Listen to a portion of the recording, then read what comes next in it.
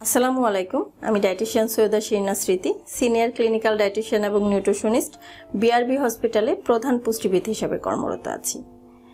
চলে এলো শীতকাল। শীতকালে বাচ্চাদের ঠান্ডা লাগার প্রবণতা অনেক বেশি থাকে। অনেক মারা খুবই ওয়ারিড থাকে যে বাচ্চাদেরকে তারা এই সময় কি খাওয়াবে, কি খাওয়ালে তার বাচ্চারা একটু সুস্থ থাকবে বা এই ঠান্ডা কাশির সমস্যা থেকে মুক্ত থাকবে, অথবা যদি এই ঠান্ডা কাশিগুলো হয়ে যায় তাহলে এটা থেকে কিভাবে পরিত্রাণ পাবে। অবশ্যই ঘরোয়া পদ্ধতিগুলি সবচেয়ে জরুরি।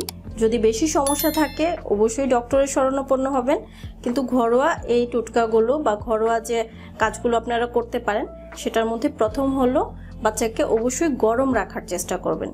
এই সময় দেখা যায় বাচ্চারা রাতে বিশেষ করে ঘুমানোর সময় কম্বল কাঁথা নিতে চায় না, এগুলো ফেলে দেয় বা খালি পায়ে হাঁটে বা দেখা যায় ঠান্ডা বাতাসে খেলাধুলা করে, যার কারণে তাদের ঠান্ডা লাগার প্রবণতা বেশি থাকে। তাদেরকে উষ্ণ রাখার জন্য উষ্ণ গরম জামা কাপড় পরান। তাছাড়া খাবারগুলো গরম রাখার ট্রাই করবেন। বাচ্চাদের জন্য গরম স্যুপ, বিশেষ করে মুরগির মাংসের যে স্যুপগুলো হয়ে থাকে ডিম দিয়ে তৈরি করে সেটা দিতে পারছেন। গরম দুধ দিতে পারছেন, দুধের সাথে একটু হলুদ মিশিয়ে দিতে পারছেন। কাঁচা হলুদটা বাচ্চাদের জন্য ভালো, কিন্তু অবশ্যই 1 বছরের নিচের বাচ্চাদেরকে এই খাবারগুলো দিবেন না, একটু বড় বাচ্চাদেরকেই দেওয়ার ট্রাই করবেন। তাছাড়া লেবু পানি দিতে পারেন, লেবুর শরবত দিতে পারেন। এই সময় তাদেরকে পর্যাপ্ত পানি দেওয়ার ট্রাই করবেন। খাবারে পর্যাপ্ত পরিমাণে প্রোটিন রাখার ট্রাই করবেন। ডিম, দুধ, মাছ, মাংস যেন অবশ্যই তাদের খাবারে থাকে এবং খাবারটা গরম থাকে। ঠান্ডা খাবার তাদেরকে দিবেন না। যদি কফ জমে যায় তাহলে একটু লেবু, মধু, আদা এগুলো একসাথে গরম পানিতে মিশিয়ে তাদেরকে চায়ের মতো করে দিতে পারেন, এতে তারা কিছুটা পরিত্রাণ পাবে। আদা গরম পানিতে জাল করে, আদা এবং মধু সেটা একসাথে জাল করে আপনি পানির সাথে মিক্সড করে সেই পানিটা বারবার দিতে পারছেন। তেজপাতা অ্যাড করতে পারছেন সেটার মধ্যে, একটু মধুর সাথে একটু লেবুর সাথে একটু তুলসী পাতার রস মিক্স করে দিতে পারছেন। এগুলো তাদের ড্রাই কফের জন্য খুবই সাহায্য করবে।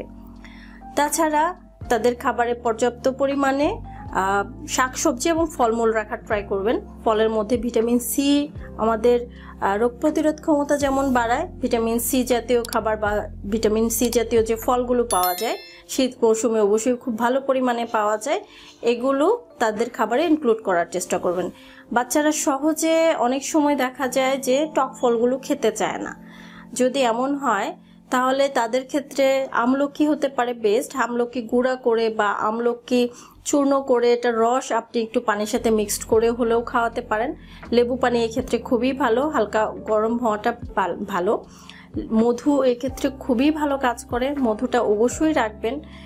তাছাড়া চেষ্টা করবেন তাদেরকে পর্যাপ্ত পরিমাণে পানি পান করাতে। খেলাধুলা করবে। যদি তারা অসুস্থ হয়ে যায় তাহলে খেলাধুলাটা কিছুদিনের জন্য একটু বন্ধ রেখে রেস্ট নিতে দেবেন। অতিরিক্ত খেলাধুলা যেন অসুস্থ অবস্থায় না করে।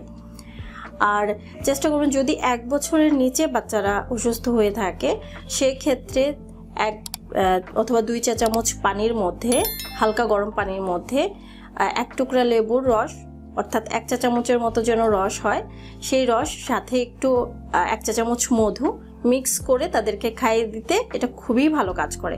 চাইলে এখানেও আপনার আমলকির রসও ব্যবহার করতে পারেন। তুলসী পাতার রসও একটু সামান্য পরিমাণে দেওয়া যাবে, বাট এটা 6 মাসের উপরের বয়স হলে তাদের ক্ষেত্রে, একদম ছোট বাচ্চাদের দেওয়া যাবে না। বাচ্চাদের অনেক সময় দেখা যায় নাক বন্ধ থাকে, ঠান্ডা কাশির সময় নাক বন্ধের প্রবণতাটা অনেক বেশি থাকে, সেই ক্ষেত্রে নাসাল ড্রপ ব্যবহার করতে পারেন। চাইলে ঘরে নাসাল ড্রপ তৈরি করতে পারেন। যেমন 1 চা চামচ পানির মধ্যে 1 চিমটি লবণ, সোডিয়াম ক্লোরাইড আমাদের খাবার লবণ, মিশিয়ে ভালোভাবে মিশে যাওয়ার পর ড্রপার দিয়ে নাকে দিয়ে দিলে আপনার যে শক্ত সর্দিগুলো নাকে বেঁধে থাকে সেটা দ্রবীভূত হয়ে চলে আসে, তো বাচ্চারা একটু পরিত্রাণ পায়। আর ঘুমানোর সময় অবশ্যই তাদেরকে একটু হালকা উঁচু বালিশে শোয়ানোর চেষ্টা করবেন যেন তারা সহজে শ্বাস নিতে পারে। আর পর্যাপ্ত খাবারগুলো খাওয়ালেই চলবে। যারা বুকের দুধ খায় তাদেরকে অবশ্যই বারবার বুকের দুধ দেবেন যেন এই সমস্যাগুলো থেকে ইজিলি তারা বের হয়ে চলে আসতে পারে এবং সুস্থ থাকে। আজকে এ পর্যন্তই। ধন্যবাদ।